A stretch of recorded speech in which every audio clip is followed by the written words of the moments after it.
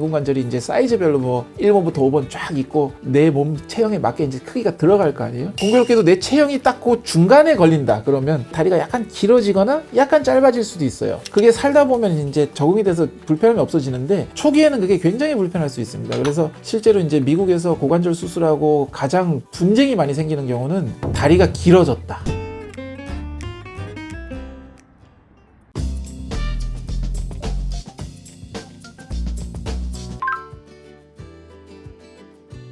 가장 일반적인 합병증은 이제 수술 부위가 곱는 거. 인공관절은 무릎도 그렇고 고관절도 그렇고 곱는 합병증이 이제 제일 무서운 합병증이에요. 물론 빈도는 굉장히 떨어지고 저희 병원은 감염률이 거의 제로에 가깝기 때문에 뭐 아직까지 그런 환자분은 안 계셨지만 어느 병원에서는 어느 나라에서든 누가 수술하든 감염은 생길 수 있어서 수술 중에 굉장히 철저히 관리 잘 하고 저희가 충분한 약제와 피검사 모니터를 통해서 철저히 예방을 잘 하고 있습니다. 그리고 다른 합병증으로는 이제 인공관절이 나한테 딱 맞도록 사이즈를 만들면 좋겠지만 아직까지는 그렇게는 못하죠. 인공관절이 이제 사이즈별로 뭐 1번부터 5번 쫙 있고 내 몸 체형에 맞게 이제 크기가 들어갈 거 아니에요. 공교롭게도 내 체형이 딱 그 중간에 걸린다 그러면 다리가 약간 길어지거나 약간 짧아질 수도 있어요. 그게 살다 보면 이제 적응이 돼서 불편함이 없어지는데 초기에는 그게 굉장히 불편할 수 있습니다. 그래서 실제로 이제 미국에서 고관절 수술하고 가장 분쟁이 많이 생기는 경우는 다리가 길어졌다. 근데 길어지는 경우가 있을 수 있어요. 왜냐하면 관절염 때문에 관절이 이렇게 길이가 좀 짧아지거든요. 세관절을 딱 넣으면 길이가 길어질 수 있거든. 그러면 그게 이제 굉장히 불편함으로 느껴질 수 있는데 크게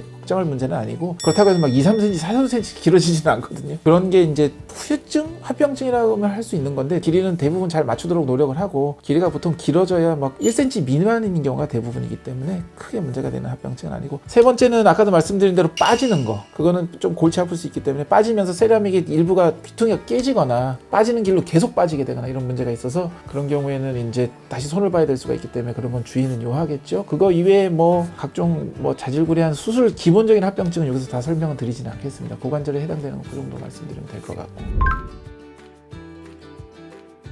가능은 한데요. 고관절은 이제 우리 무릎 수술처럼 구열대를 하고 수술을 못하고 뼈를 갈아내기 피가 많이 나거든요. 가능은 하지만 그렇게 잘 권하지는 않죠. 출혈량이 많으니까 그렇게 하면 수혈도 해야 되고 필요하면 중환자실도 잠깐 가셔야 될 수도 있고 굳이 그런 위험 부담을 가지면서 환자가 원하면 그렇게 해드리지만 보통은 그렇게는 잘 하지는 않아요.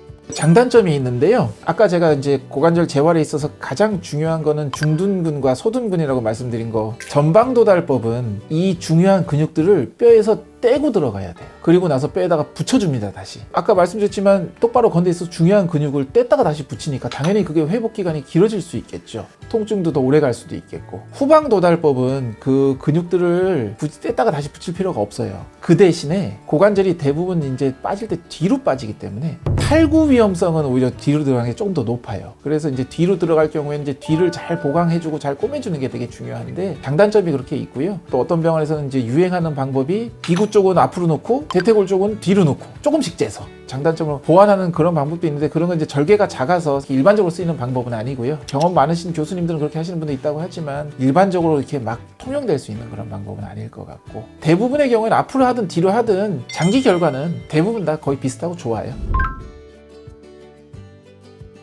그런 건 특별히 없을 것 같습니다. 환자분들은 그냥 아프면 내가 믿는 병원 가서 수술 빨리 받으시면 됩니다. 특별히 내가 뭐 미리 뭘 준비를 해야 되고 무슨 자세를 취해야 되고 뭘 조심해야 되고 하실 건 없고요. 짱부드리고 싶은 건 수술하고 나면 바닥 생활은 못하니까 침대 식탁은 미리 좀 들어놓으셨으면 좋겠네요.